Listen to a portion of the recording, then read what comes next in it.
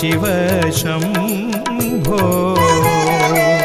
Chandrasekhara Shri പാർവതീശ്വര Shankara ശംഭുരീശ മഹാപ്രഭോ Aluva നദിക്കരയിൽ കുടികൊള്ളും Shiva Shambho.